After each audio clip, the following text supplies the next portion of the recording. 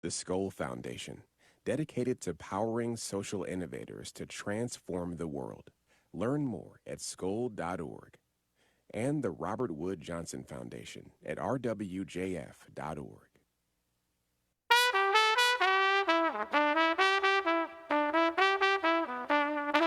This is Charlotte Talks. I'm Mike Collins. On the local news roundup, protests erupt around the state over Judge Jefferson Griffin's attempt to have 65,000 votes thrown out so he can win a seat on the state Supreme Court. Other protests focus on Senator Thom Tillis's office as citizens demand the Congress exercise their supervisory authority over the purse. With tax cuts in the offing, some economists say our state will face an economic cliff next year. Senate Leader Phil Berger disagrees.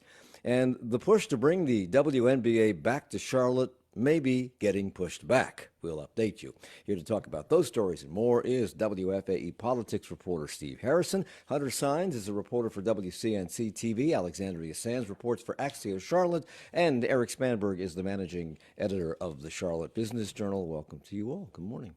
Good morning. Good morning.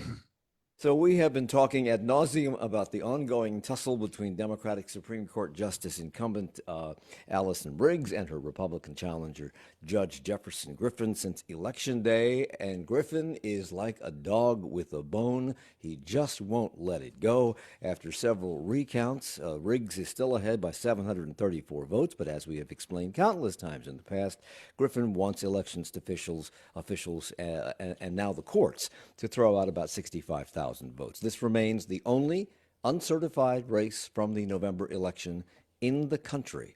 So let's start here. Steve, to be clear, these 65,000 votes in question were from voters who exercised their right to vote legally on Election Day. Is that correct?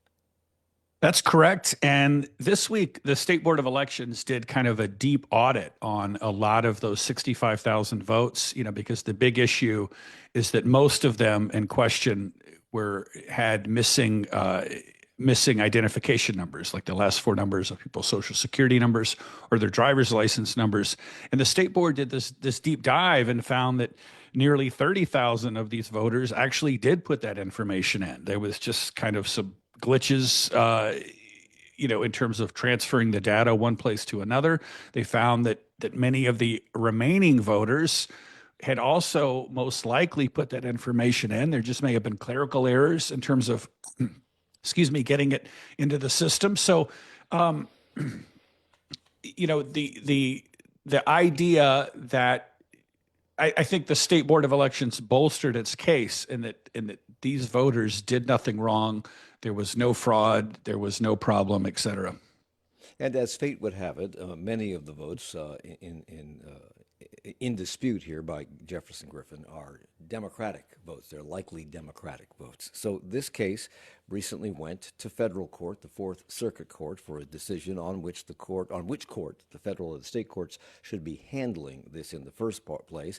The federal district court threw it back to state court. It went for a hearing, which was finally held on the merits of the case. But now, just as voters are waking up and protesting actions being taken at the federal level by Donald Trump, they are waking up here. There were protests in Raleigh this week outside the old state capitol across from the Supreme Court. How many people turned up? And they were protesting this election scheme. So how many people turned up in Raleigh? Do we know? Yeah, I mean, what I read is there were hundreds in Raleigh. There was also a protest in Marshall Park here in Charlotte with hundreds as well. There were protests statewide. And Mike, I mean, I think you kind of said it pretty well, that people are kind of now waking up, and there's a lot of momentum among Democrats to try and fight for Allison Riggs' apparent victory. But again, the main number, I mean, we are coming up on March 5th, 4 months since this election. Just amazing. So many of these signs said things like "Stop the coup" and "Count every vote." I take it they were all protesting in favor of Allison Riggs and against Jefferson Griffin. That is accurate? I think that's, 99.9% accurate, yes. And WUNC's Rusty Jacobs reported on this and quoted Roxanne Taylor from Nash County saying someone is trying to actually cancel some votes that people legally cast after legally registering, and that is stealing democracy away from us. At that same protest, Allie Everts explained her disgruntlement this way. This challenge to the will of the people really concerns me for the future of our state, of our nation, and of our society.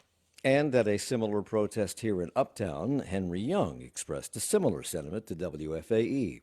It's pretty irritating when you vote and your votes then don't count, and that's exactly what's happening with this Allison Riggs justice. And that just did not sit well with Mr. Young. It feels like they want to change things so that they win, and that's why we're out here. We're mad as hell. So would it be correct, Steve, to say that this is happening because Griffin is unhappy with voter registration inconsistencies and that the problem is that he and the GOP were mum about all of this prior to Election Day, but now because they lost, they want those inconsistencies addressed by tossing out votes? So the Republican Party did back in the fall they put forth a challenge of about 225,000 registered voters that they said had the similar problem with registrations. A federal judge dismissed that. So it was already settled. It was decided that these people should vote. Yes, that they are unhappy with the result of the election. And they're particularly unhappy that Griffin was, had this kind of red mirage. He was ahead by 10,000 votes on election night. And then as we continued to count votes, which is following the process, following the law, provisional ballots and mail ballots, et cetera, that his lead disappeared. And that fact that happened, just much like happened in 2020 in the presidential race, has bothered a lot of Republicans, feeling like somehow Democrats, stole this race. That happens all the time in races, particularly the way the votes are counted, and depending on the state laws that allow them to count certain votes ahead of time or not ahead of time, it happens all the time, and they know that. Erik? I was just going to say on that specific point, that's not, yes, Mike, you're right. It happens all the time. But this idea of challenging the legality or the legitimacy of elections in North Carolina did not start with Trump. It started with Pat McCrory. You'll remember in the 2016 gubernatorial race that he spent, I think it was right around a month, maybe a little bit over a month, challenging Governor Cooper in specific counties. None of that changed the results, and the numbers did not move much. And every time we talk about this, I know we talk about it all the time, Mike, but we have to remind people that there have already been 2 recounts. Numbers have not moved. The margin has stayed pretty much the same. So it seems pretty clear in companion with what Steve's saying about the legality of it, that this race has been decided, but it hasn't. And to put it in this perspective, she's ahead by 734 votes. That number has not changed after 2 nonpartisan recounts. And the current Chief Justice of the state Supreme Court won his race by 400 some votes. So this is not out of the ordinary. And in fact, this week, even Senate Republican leader Phil Berger appears to agree with the people protesting this situation. He said following the path that Griffin is suggesting would be unfair. And Brian Anderson, writing in his politics publication Anderson Alerts, quoted Berger as saying, quote, "The equities are with the voters. I don't think that they had a way of knowing that there was a deficiency as far as their registration is concerned." So getting back to that rally uptown, how many people turned out for the Uptown Charlotte rally? Do we know? I think they had a pretty good crowd, just like Raleigh. I mean, yeah, a lot of couple of hundred, in that range of a couple hundred. Yep. And what Which really for a state Supreme Court race, I mean, that's a big deal. You know, I mean, some people might hear that and go, "Oh, it's a couple hundred people," but think about it. How often do you even hear people talking about state Supreme Court races, much less protesting? What really gets under people's skin here, I think, is that as many as 65,000 votes in question are from citizens who have voted under the same conditions in the past with no problems and no questions about their vote. And here's what Charlotte resident LaPhaedra Howard told WFAE about her husband's experience. He was very, very upset about it. Like, how did they pick him? We have the same address. We live in the same home. You know, how did you just go down a list of people and say, oh, okay, here's a good one?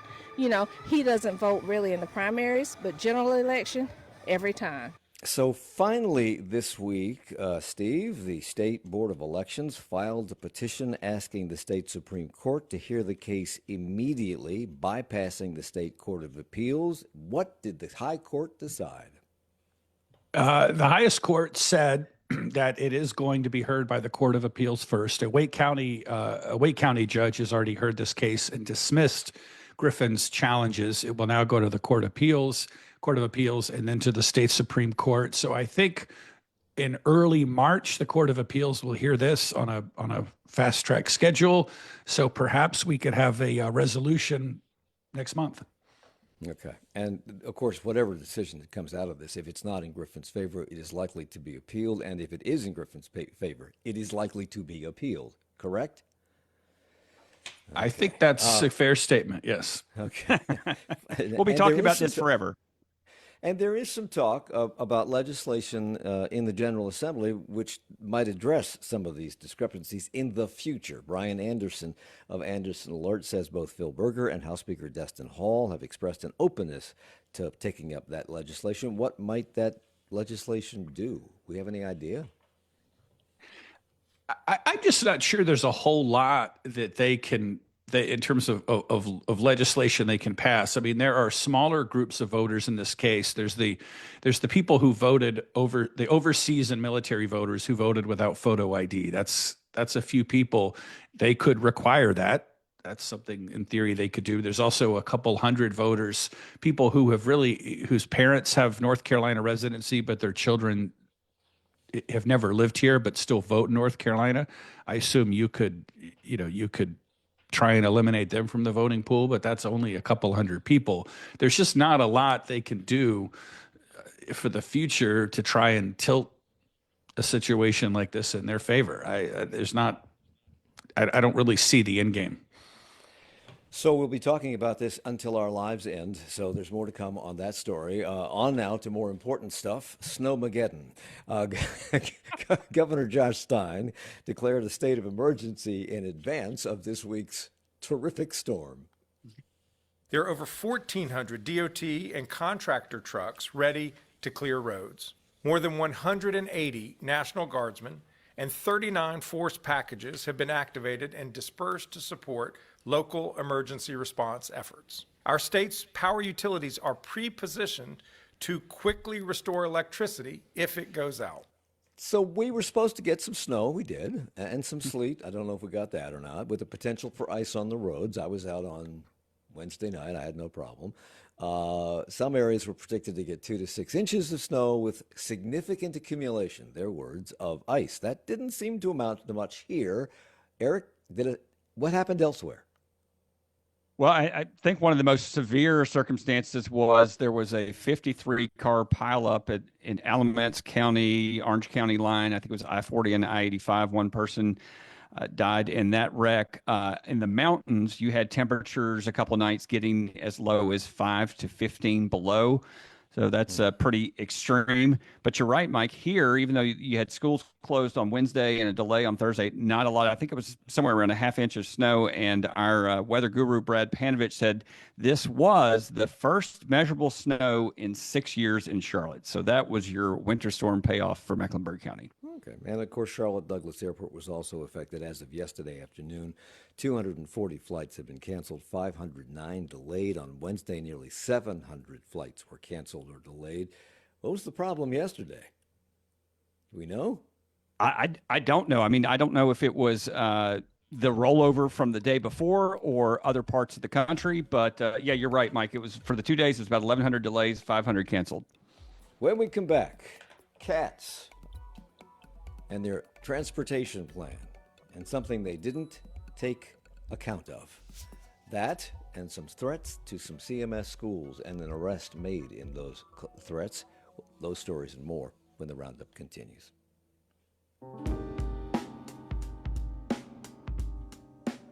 Monday on Charlotte Talks, Donald Trump and Elon Musk have stopped funding, ended programs, and fired thousands of federal workers. Some of that funding comes to North Carolina. Last year, the state got more than 40% of its revenue from federal funding. Some of those workers work in North Carolina, not Washington. A look at the possible economic hit Monday at 9 on 90.7 WFAE. 3 years after Putin started the biggest land war in Europe since Hitler, Donald Trump now wants the world to believe that it's Ukraine's President Zelensky who is the dictator. A half-baked negotiator could have settled this years ago. On the Roundup, more on fallout from a Munich conference that generated as much talk about appeasement as agreement, plus all the other big stories from overseas this week. Join us for 1A today at 10 on WFAE. I'm education reporter James Farrell. WFAE roots out the important stories affecting education across our region. Whether it's Charlotte-Mecklenburg schools, news from surrounding districts, or questions about the decisions being made by state policymakers. And so I think what's most important is how well the state superintendent gets along with the state board of ed, and if they have a good working partnership. Keep up with our coverage on Morning Edition and All Things Considered, and online at WFAE.org. It's Charlotte Talks on listener-funded 90.7 WFAE and WFHE. I'm Mike Collins. It's the local news roundup. Steve Harrison joins us. He's our politics reporter at WFAE News. Alexandria Sands, reporter for Axios Charlotte. Hunter Sáenz, a reporter for WSOC-TV. And Erik Spanberg is managing editor of the Charlotte Business Journal. Charlotte Transit, as we know, has put out 4 different plans now for expanding transit. They're having public sessions where people are commenting on this so they can send one of those 4 plans to the legislature in Raleigh. But Steve, you've done extensive reporting on this over the last several years, actually, and you've pointed out over the last several years or asked questions about ridership. What do riders want? How are riders using either the train or the buses, et cetera, or the streetcar, et cetera? And you've discovered that these are questions they didn't consider when they came up with any of these plans. Yeah, when they went back last fall, they were going to have, CATS is going to have less money to build trains under their new plan. And so they had to kind of revise, they said, well, we can't build as many trains as we wanted to. And so they went back and tried to see okay, well, what can we afford? What are some different options? And they presented, like you said, 4 different scenarios. And one thing I wanted to know was, well, what were the kind of the basic ridership numbers behind that? Which one is going to have the most riders for the least amount of money, et cetera? Those are very important questions. Those are very important factors when getting federal money for this. And then, CATS kind of came back and said, well, we didn't do that. We don't have those projections yet. They may come later. But I think it's important because when they put forth the 4 different scenarios, they did eliminate a lot of other options. There are different train options that they kind of left on the cutting room floor, and we don't know how many people would have ridden those, and we don't know how many people would ride the options that they've kept. So, yeah. In your story, which ran this morning, you say after initially telling WFAE that it could likely provide ridership numbers on these proposals, CATS later said in a statement, quote, that the purpose of this analysis was limited to evaluating financially feasible options, not to evaluate ridership projections for the approved projects. Does that seem, like so many other things that I question that have been going on recently, does that seem backwards to you? I mean, why spend money on something that people may not want to ride? I think it's just been the issue of ridership and with the transit plan, how many people are going to ride this, rail line or this bus service. It's just never really been talked about. I mean, we've all been to a lot of meetings and a lot of presentations about what they hope the transit plan to accomplish. And you just don't hear about it. It's not something that is talked about, and the city council and the members of the MTC don't ask questions about it. I mean, it's a very political process in a way, and that if you represent a certain area, you want that train, regardless of how many people are going to ride it. But I think from a countywide perspective, it is important to look at the metrics of how many people are going to use it and have that help guide your decisions. Erik. It's interesting, and Steve and I sit in a lot of the same meetings, so we're hearing this over and over again.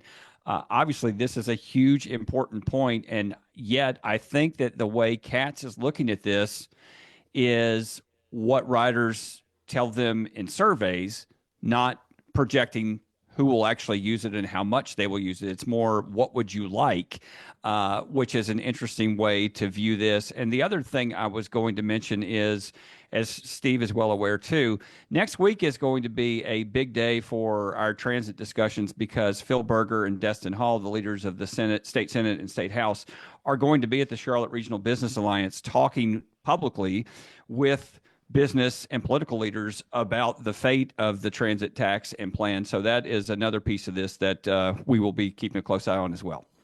So you're telling me this will be the top story next week on the Roundup? Okay. Stay tuned. Yes.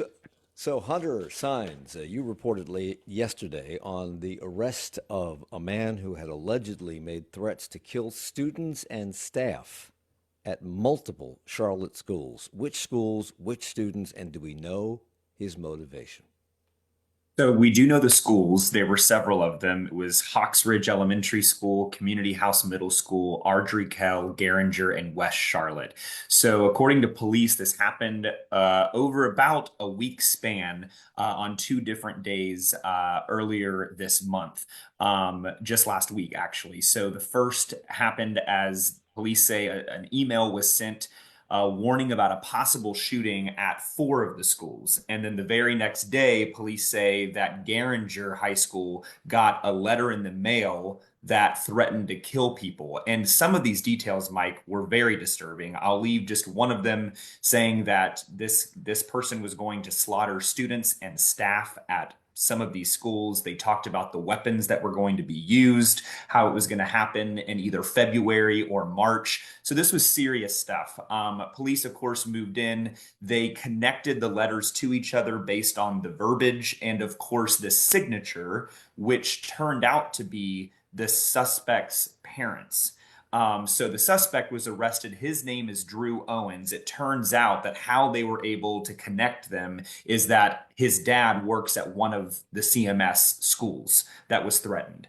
And so on top of all of this, police had already had him on their radar for some time, because it turns out that neighbors have told us that Mr. Owens had been threatening many of them in their neighborhood, almost in a stalking type of way, sitting out in front of their homes, walking up to them, putting letters in their mailboxes. So he was already on law enforcement's radar. I think this was finally the last straw.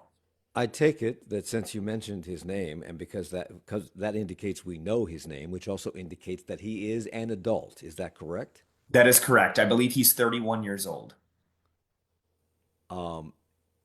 What else do we know about him? If he's 31 years old, I'm assuming he lives with his parents. Are there other issues surrounding him?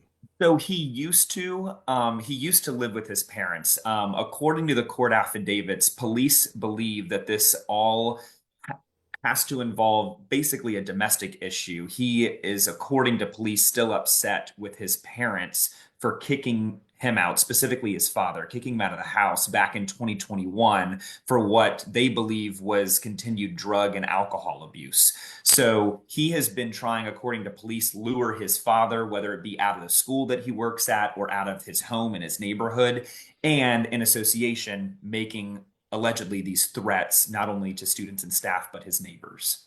So they made the arrest. They put him in jail. Is he still in jail? Is he likely to make bond? Or will he, in a situation like this, is he likely to stay in jail until his case is adjudicated? Well, one reasonable person would think, but he was given a $10,000 secured bond, which, as you and I know, he can pay 10% of that, which is $1,000, sometimes less if you know the right people, and get out. So it is very likely that he could get out of jail. Judge Fritz Mercer is the one who saw this case yesterday and put that arguably low bond in place. For years, Mecklenburg County District Attorney Spencer Merriweather has been vocal about his office being underfunded, understaffed, and overworked, which makes the community, he says, less safe. This week, he made that same pitch again, this time to the Mecklenburg County Commission. What else did he tell commissioners? Yeah, There was a debate at the Mecklenburg, not a debate, but a presentation at the Mecklenburg Commission meeting about the funding that the county provides to the judicial system. Most of the focus was on the district attorney's office. It's common across North Carolina for cities and counties to supplement and give a little bit more money to the judicial system in their county, even though it's a state responsibility. Here in Mecklenburg County spends much more. I mean, it's about $8.5 million, far more than anyone else in North Carolina. And there was some questions about, well, why are we doing this, et cetera. Spencer Merriweather really pushed back hard on the idea that they should be getting any less money. I mean, he was incredibly passionate. And, you know, like you said, Mike, he has said his office is long underfunded. He has about 85 prosecutors. He says he needs about 25 to 30 more to keep up with the workload and the amount of prosecutions his office is tasked with. So it was an interesting debate in that, like I said, he was very emotional and pointed in talking about it. He says that, Alex, go ahead. Yeah, I think that this is something that the county and city should be talking a lot more about, because we've been discussing violence and crime a lot and how can we fix these issues. And the CMPD's chief will tell you that one of the things he thinks could be a solution is more resources for the DA's office. And the DA has said that there are a lot of suspects charged with murder who are out on bond right now. They have more than 300 homicide cases pending, and there hasn't been, everything just keeps getting backlogged. Hunter. I'll just jump right in on the backlog. I mean, we have trials that are starting here this week, last week, that are 5 years old or more. So that is how long of a backlog it is. COVID didn't help. And when you are talking about those 300 active pending homicide cases, arguably, where do you put them? I mean, the jail is only so big. So some of them are actually out on bond for different reasons, of course. But some of those people actually reoffend too.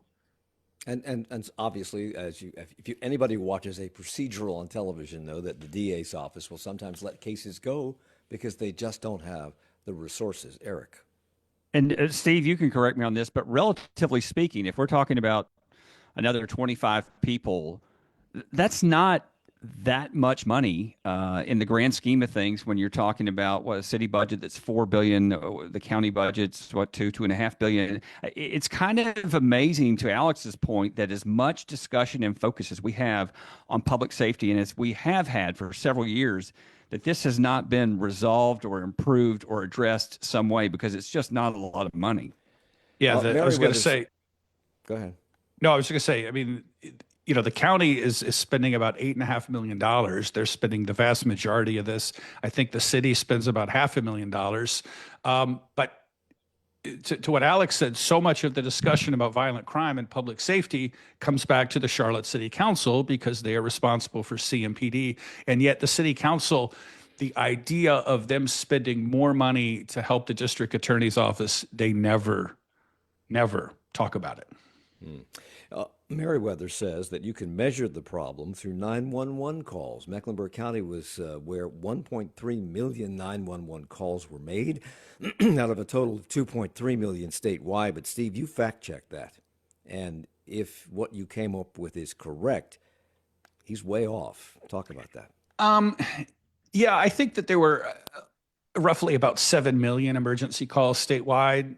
Now, in defense of the district attorney, that's still a huge disparity. You know, we are about 10% of the state's population. So if there's 7 million calls statewide, then maybe you would assume 700,000 would be in Mecklenburg County, and instead we're way over 1 million. So I think his point was really valid, in that Mecklenburg County is a very unique place in terms of the public safety challenges we have here, and that was what he was getting at.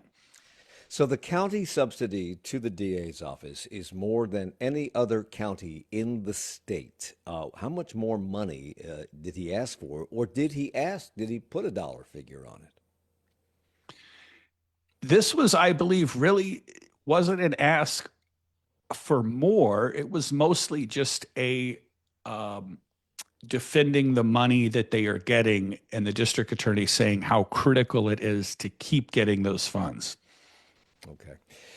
Before we leave the subject of the district attorney's office, Mr. Merriweather is said to be leading the charge in North Carolina to change the state's strangulation law. I didn't know we had a strangulation law, but Hunter, what does he say is wrong with the current law? Yeah, right now, people who are convicted of assault by strangulation, turns out, can actually get the same amount of probation as someone who breaks into, say, a tool shed, which it is one of the more brutal crimes. And statistically speaking, anyone who is convicted of choking or not choking someone, there's a difference between choking and strangulation. Spencer Merriweather would correct me on that. Strangling someone is 600 times more likely to end up killing that person in the future. Spencer said that they are on a road to killing that person. So what the law would actually do, go ahead, Mike. No, go ahead. Go ahead. What the law would actually do is, if passed, he has been working on this with lawmakers for years because the penalty in his mind isn't strong enough. So it would make it from a low-level felony to a mid-level felony. It would make you get 47 months in prison or up to, and it would also change the charging factors in this. So right now, they need physical injury evidence in order to charge someone with assault by strangulation. Of course, that may not happen for days or may not happen ever at all if there are no physical injuries to it. And so this would get rid of that and enable him to still charge you with it without those physical injury evidence. You're talking about HB 109, which is being sponsored, I think, by State Representative Carolyn Logan. To be clear about this, strangulation is I guess, a crime that occurs more often or most often in domestic violence cases. And as you said, Spencer Merriweather has said that people who are victims of strangulation are often at massively higher risk of being killed by their partner. It's likely that's someone who's on the road to try to kill you at another place and time. So that bill is winding its way through the General Assembly, I guess, when it's expected to get bipartisan support, I'm told. Where is it in the process? Well, that's the whole thing. When I asked Spencer that, he is hopeful that in the next session it would be brought up, knowing that he believes it could have bipartisan support. But it's just a kind of wait and see right now. So very quickly, because we're short on time in this segment, the 2026 election is a long way away, but Axios is already reporting on preparations being made by General Assembly Senate Leader Phil Berger and his run for re-election. He announced his intention early because his challenger emerged, who just happens to be one of his longtime political rivals. Alex, who is that? It's Rockingham County Sheriff Sam Page. He announced that he was going to be challenging Berger in the Republican primary for 2026. They've been rivals, especially with some of the concerns over legalizing casinos. Page didn't want one in his county, and Berger was pushing for that. So that's been one issue. And I think that Page will be a strong challenger compared to other ones that Berger's had in the past, considering I was going to ask you about that, because he's still just a one county sheriff, and he may have had this long running battle, and he does have more MAGA leanings. Evidently, he's going to seek Trump's endorsement, but can he successfully challenge the most powerful Republican, probably the most powerful politician in the state? I have 5 seconds. Can he do it successfully? There was an anonymous poll that he came out ahead of, but that's 5 seconds. That's all the time we have. Coming up in 20 minutes, it's 1A. Following the firings of employees at federal agencies, the Trump administration is scrambling to rehire key positions. Senate Majority Leader John Thune says he and his Republican colleagues are moving forward with their plans for a budget, but President Trump is endorsing a competing plan put forward by the House. Those stories and more in 20 minutes on 1A, where support comes from United Community, committed to advancing customers' financial goals since 1950. However individuals define success, United will work to help make it happen. More information about banking with United Community at ucbi.com. Support comes from WFAE listeners and the Charlotte Symphony Orchestra, presenting Our Musical Neighborhood, a theatrical family concert that celebrates the many things that make Charlotte great. Pre-concert activities begin at 10 a.m. February 22nd at Night Theater. Tickets at charlottesymphony.org. Peter Sagal here from Wait, Wait, Don't Tell Me. You know that car you've been hanging on to because it makes you look young and full of life? Well, to be honest, you haven't aged a bit, but the car, on the other hand, it's looking a little, soft around the timing belt. Here's the thought, why not donate it to public radio? You will still look fabulous, maybe more so as you bask in the glow of doing the right thing for your favorite NPR station. It takes years off you. Here's how to donate. Visit WFAE.org/cars to learn more. It's Charlotte Talks and the local news roundup on 90.7 WFAE and WFAE.org. I'm Mike Collins. Steve Harrison is here. He's our political reporter at WFAE News. Hunter Sáenz, reporter for WSOC-TV. Erik Spanberg is managing editor of the Charlotte Business Journal, and Alexandria Sands is a reporter for Axios Charlotte. So I want to give you some time to answer that question I asked just before the break. More than 5 seconds.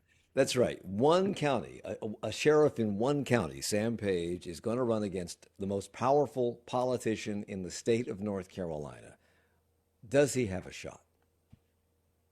I think that it'll be a better fight than we've seen Berger go up against. But I mean, Berger, he's obviously a huge name. He's very influential. I think if Page gets the Trump endorsement that he wants, that could help a lot. I mean, he sided with Trump on a lot of border and immigration issues. And he has some name recognition for running. He ran for lieutenant governor, but he wasn't successful. So maybe that tells you something. So I guess we'll have to see. And Berger's already stepping up his campaign, so maybe he's a little nervous. I don't know. Well, as long as we're on the topic of Phil Berger, he said on Tuesday that he's not concerned by a projected $823 million drop in state revenue next year. I thought the state's economy was healthy. Why would there be a drop in revenue, Steve? This is one of the main reasons is, I guess, two reasons. One, there's a sense from state economists that the economy overall could slow. But the other reason is that the amount of the tax rates in North Carolina have been going down and are going to continue to go down.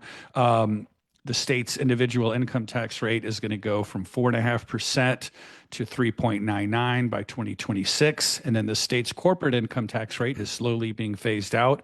So the idea is that, we are going to be just bringing in less money, and that's going to lead to this fiscal cliff. Phil Berger said he's heard warnings like this before many times in the past, and that he feels like the economy will continue to grow and that this cliff, I guess, will be a mirage, is his sense. These warnings come from a report issued by the North Carolina Office of State Budget and Management, a nonpartisan group of economists at the legislature in partnership with the governor's budget office, and they show a $544 million surplus this year, but a 2.4% revenue decrease next year. That caused Governor Josh Stein to warn of this potential fiscal cliff, and Berger says no.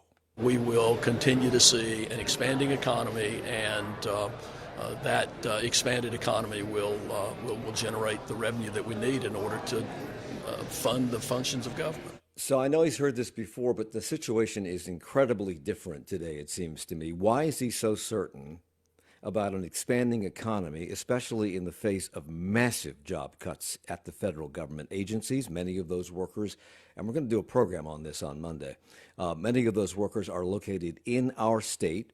They're making massive cuts allegedly soon at the Pentagon. We have lots of military bases in our state. That will trickle down.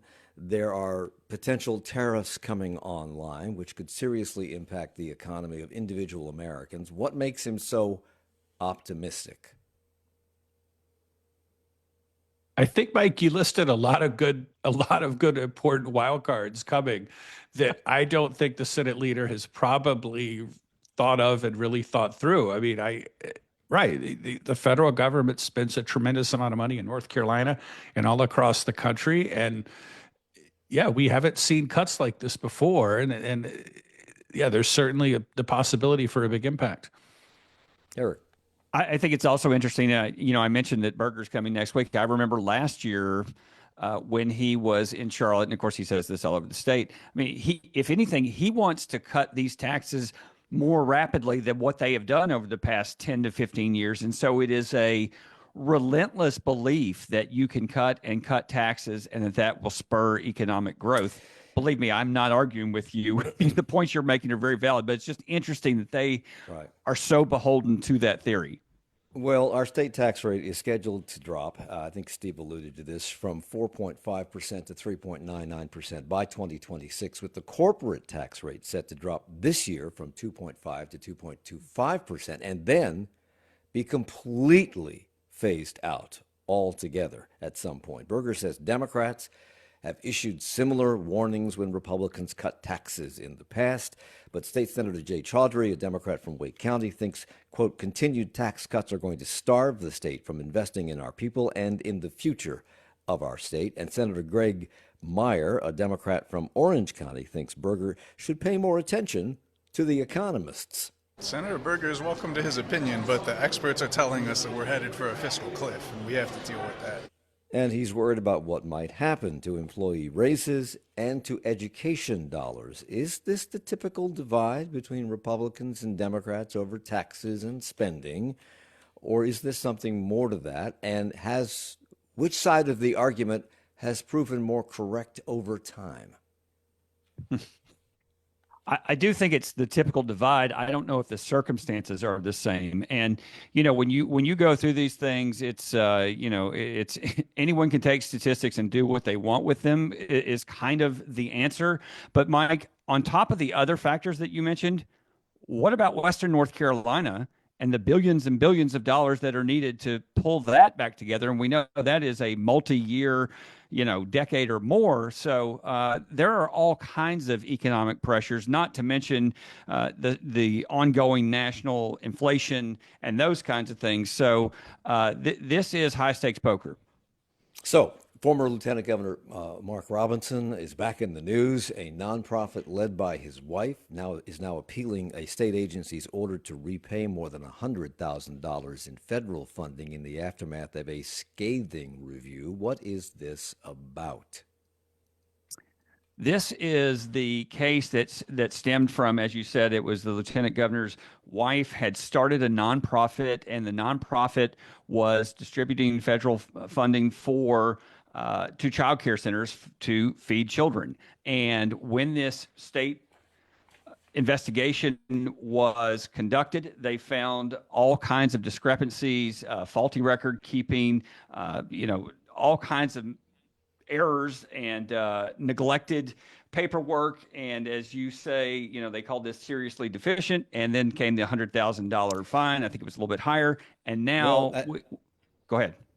At first, the North Carolina Department of Health and Human Services ordered that her nonprofit, Balanced Nutrition, to repay $132,118.86, but later reduced it to just over $101,000. And now that decision is being appealed to the State Office of Administrative Hearings. This order was issued last year, and at the time, the Robinson campaign for governor called it politically motivated because they said it came from a Democrat-run state agency. Well, now that agency is under Republican control. Are they still making that argument? What's the crux of their appeal?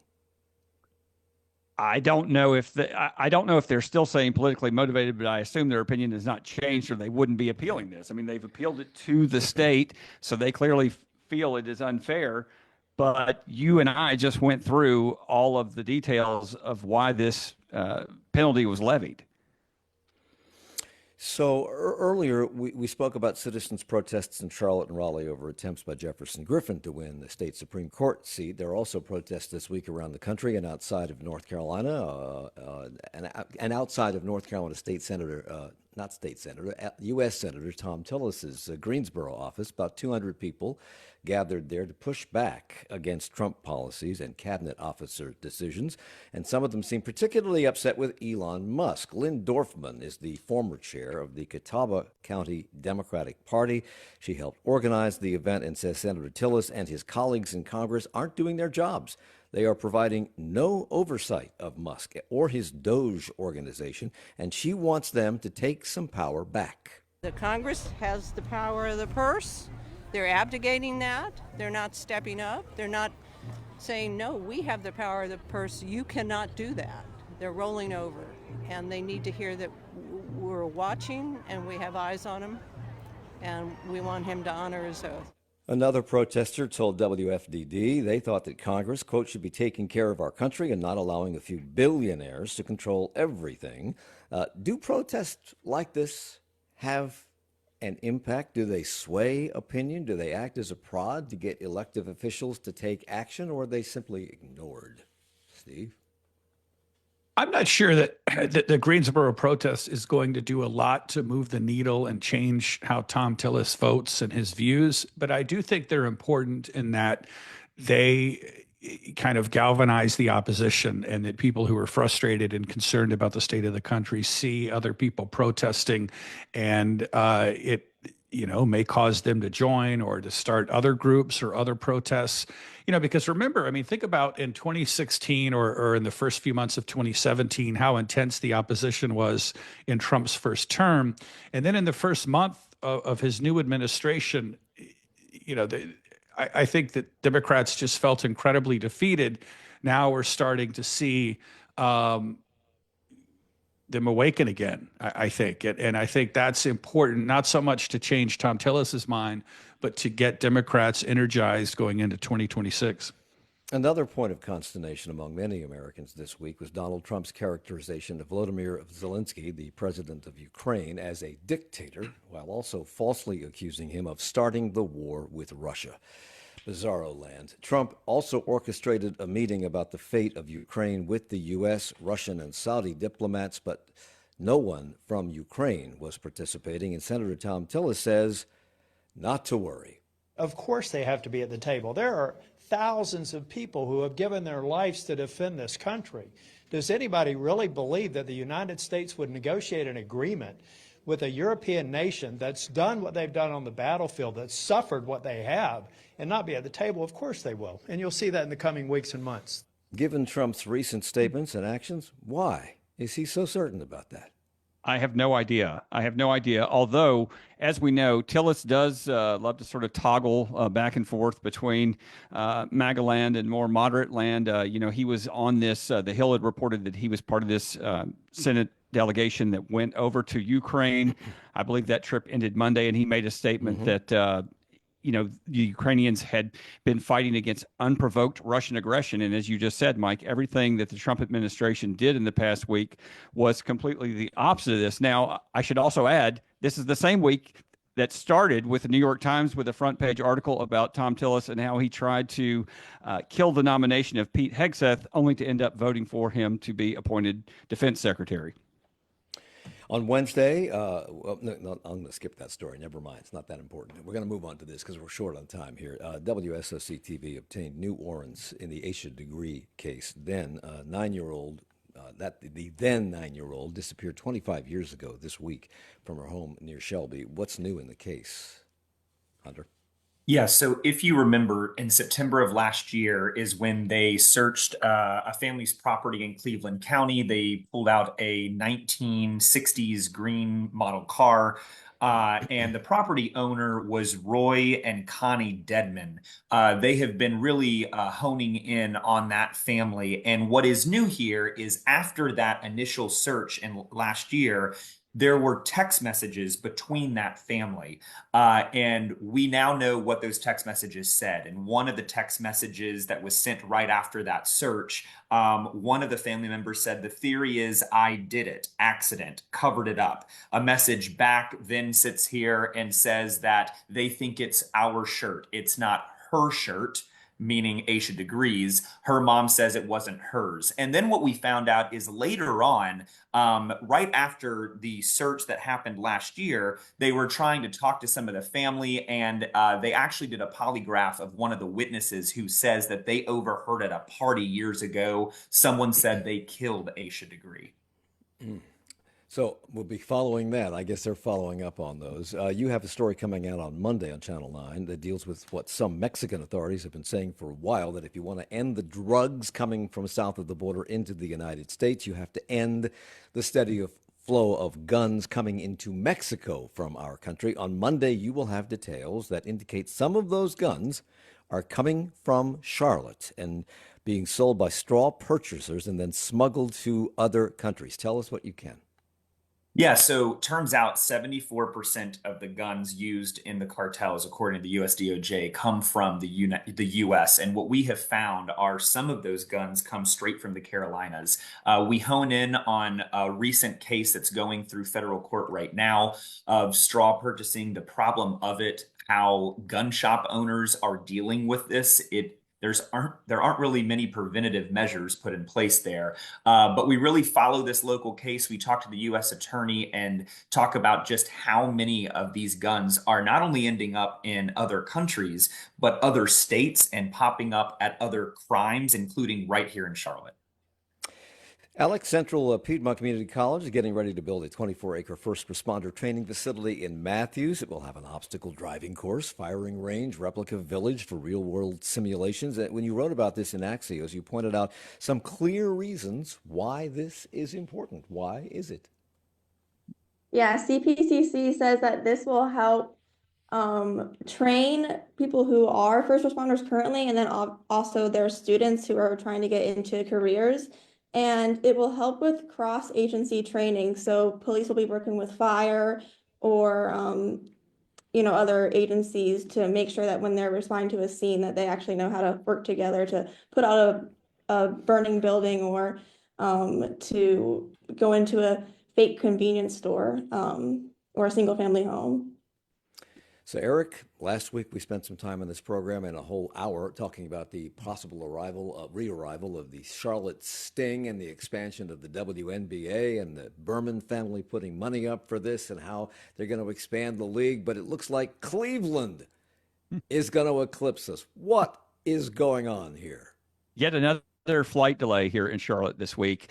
Yes, it looks like Cleveland is going to get the next team, Mike. They're putting up about $250 million, according to the Sports Business Journal. But one interesting wrinkle that could give Charlotte a little hope is the WNBA might instead add 3 teams, not just 1, in this next round of expansion. So that would keep Charlotte and the other 10 or so cities alive. And I spoke to the consultant for the WNBA bid. She said they're going to keep bidding as long as the WNBA is going to expand. Hope springs eternal. Yes. Okay. Please bring me spring. Okay, yes, please. Erik Spanberg, managing editor of the Charlotte Business Journal. Alexandria Sands, reporter for Axios Charlotte. Hunter Sáenz with WSOC-TV, and Steve Harrison, reporter for us here at WFAE News. Thank you all. Charlotte Talks is a production of 90.7 WFAE. Support for Charlotte Talks comes from Mazda of South Charlotte. Our executive producer is Gabe Altieri. The senior producer is Sarah D'Elia. Our producer is Chris Jones. We have additional production